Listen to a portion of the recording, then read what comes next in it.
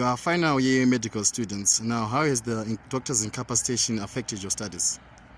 Okay, so we mostly learn, we are a clinical course. I'm pretty sure you know that. Medicine is learned on the ward beside the patient. It's called bedside learning.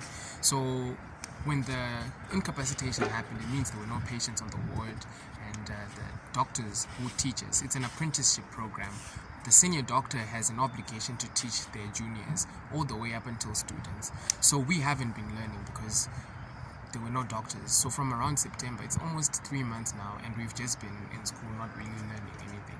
I can't really say not really learning. We haven't been learning anything, which is the crux of the final year. We're finally learning to be in a hospital setting and practically tackle the issues. So it's been a big blow. We haven't learned. So have you tried tackling the relevant authorities to remedy the crisis?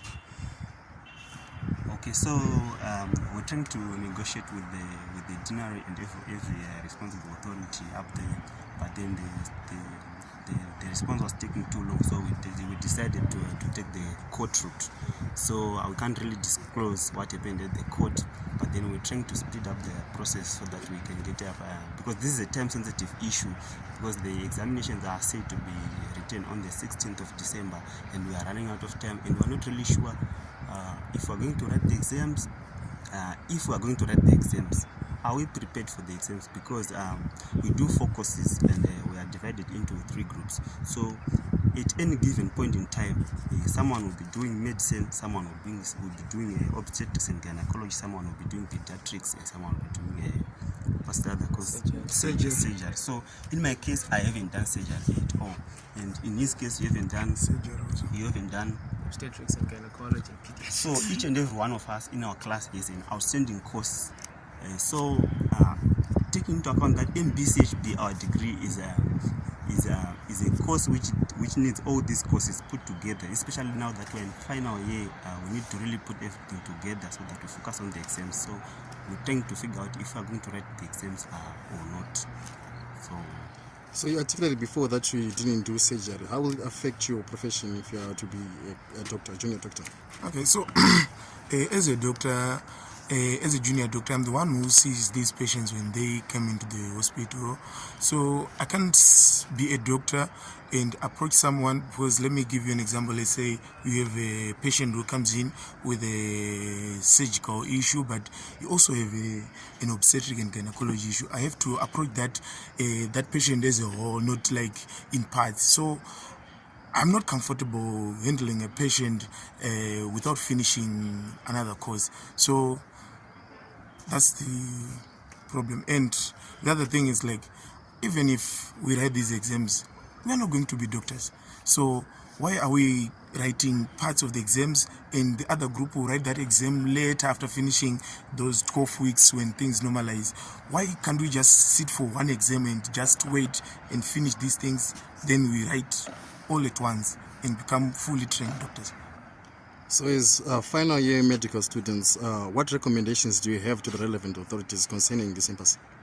I would urge or ask them to not push us into writing before we finish our rotations.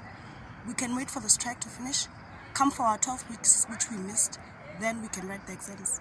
Because there's no need to hurry us, because we're still going to come back, finish the other rotations, and then rewrite again. So I don't see the point. What are the long-term and short-term implications about this impasse, and what are your personal feelings concerning it? Okay, well, I can't claim to be an expert, but definitely the short-term implications have been, I'm not prepared. I'm not prepared to write a final examination. Because, okay, maybe I didn't explain that. Ever since we haven't been learning, we haven't really been told whether or not they're going to make any, to make up for that. And I think we're going to still learn because we need to complete our studying. But there are still exams. Even though we haven't learned. And right now they're on the 16th of December. So the short-term implications currently would be, I don't know where I'm going to get the money for the extension, and as well as, whether or not I can actually pass this exam. I don't feel prepared, and I'm personally scared. That's the long-term implication. The short-term implication. And the long-term implication, which I think it definitely affects the credibility of our degree. Would you be comfortable with a doctor you know has never seen this or never done what they're trying to do to you?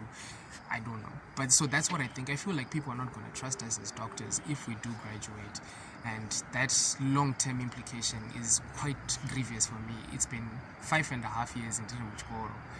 I've been waiting to graduate. I'm not going to know if I will be taken at another university to specialize. I don't know if my own local council can even register me as a doctor. And those things just, yeah, those are the implications, at least I feel. And it's quite disheartening. It's heartbreaking, to say the least, that I've spent all this time to come up with a fake degree. Yeah. So will you be comfortable to operate after you write exams with this impasse without you finishing your studies, the clinical part? Okay, so my most important worry is about the credibility of our degree. So if we write these exams, we don't know that is this continuous assessment, is this the final examination, or we write other exams, and what's the take of the international community on our situation? Will they value us or take us as real doctors or dubious doctors from Zimbabwe? The class of 2020 who before ever red flagged the whole stream. So I feel like we really need to learn first, then we have the credibility of our degree, and then when we qualify, fully qualified, then we can actually be accepted into the society. And in terms of the public interest, we will be safer doctors. And I think we really need the 12 weeks that we missed so that we become fully qualified.